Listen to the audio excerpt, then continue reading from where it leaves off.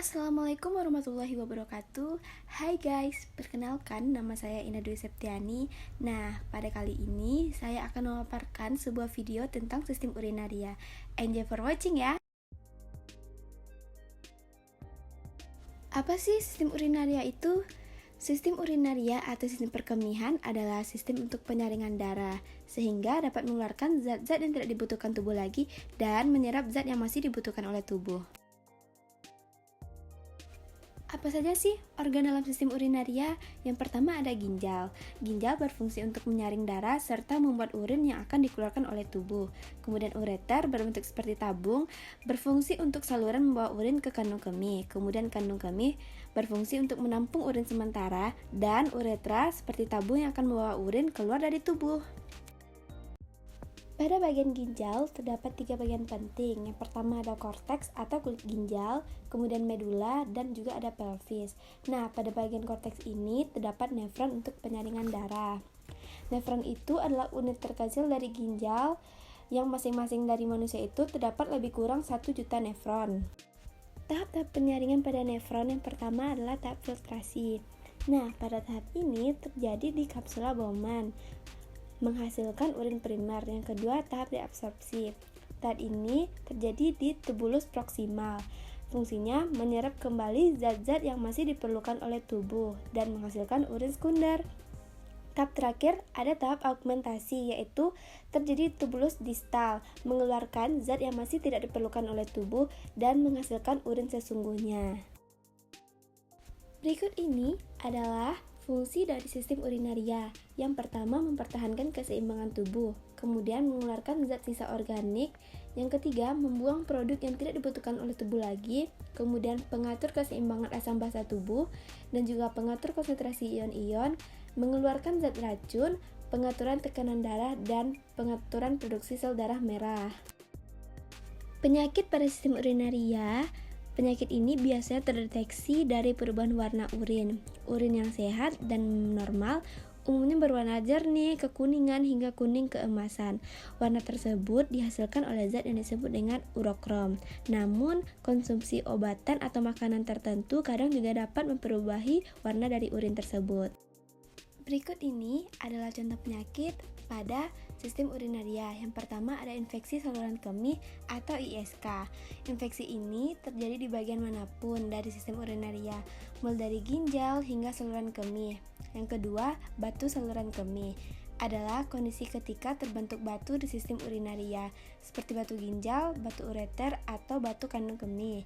Yang ketiga, ureteritis adalah peradangan pada uretra. Kondisi ini seringkali disebabkan oleh infeksi bakteri di saluran kemih.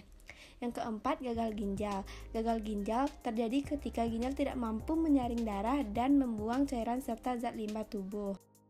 Nah, berikut ini saya akan menampilkan sedikit cuplikan video tentang proses pembentukan urin.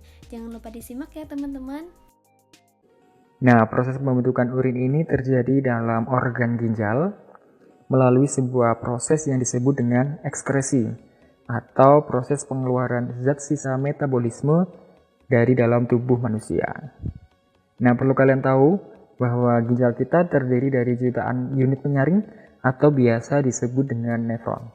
Berikut ini adalah tampilan lebih jelas untuk bagian ginjal, yaitu nefron. Nah, kita akan mengulas dulu tentang nefron karena nanti akan berperan dalam proses pembentukan urin. Nah, untuk nefron sendiri terbagi menjadi 2 bagian. Yang pertama adalah badan Malpighi, dan juga yang kedua adalah saluran-saluran atau tubulus. Sedangkan badan Malpighi ini terdiri dari 2 bagian juga, yang terdiri dari glomerulus dan juga kapsula Bowman.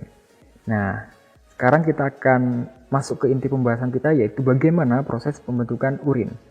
Proses pembentukan urin terdiri dari 3 tahap. Yang pertama filtrasi, yang kedua reabsorpsi, dan yang ketiga adalah tahap augmentasi. Kita akan mengulas satu persatu tahap tersebut. Yang pertama, tahap filtrasi. Tahap ini atau disebut dengan tahap penyaringan dimulai dari darah masuk ke glomerulus. Kemudian di sini terjadi penyerapan dan hasilnya berupa darah dan juga protein akan diserap kembali, dan zat-zat yang dikeluarkan berupa urobilin, urea glukosa, air, asam amino, dan beberapa ion seperti natrium, kalium, kalsium, dan juga klor atau disebut dengan urin primer. Di sini akan dikeluarkan masuk ke tubulus proksimal. Di tubulus proksimal, tahap kedua yaitu reabsorpsi atau tahap penyerapan kembali zat-zat yang masih diperlukan seperti glukosa, asam amino, ion kalium, dan juga sedikit urea. Hasil dari proses reabsorpsi ini disebut dengan urin sekunder yang mengandung air, garam, urea, dan juga urobilin sebagai zat warna pada urin. Kemudian urin sekunder akan disalurkan menuju tubulus distal. Di sini tahap augmentasi atau pengeluaran zat yang tidak diperlukan ke dalam urin sekunder. Nah, di sini air, ion natrium, klor, dan juga urea masih diserap kembali, sedangkan sisanya akan dikeluarkan berupa urin sesungguhnya.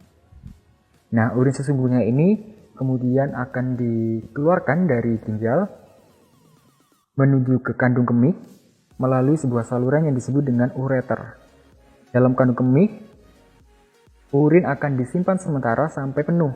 Nanti ketika penuh, akan memberikan sinyal ke otak dan otak akan merespon sehingga kita bisa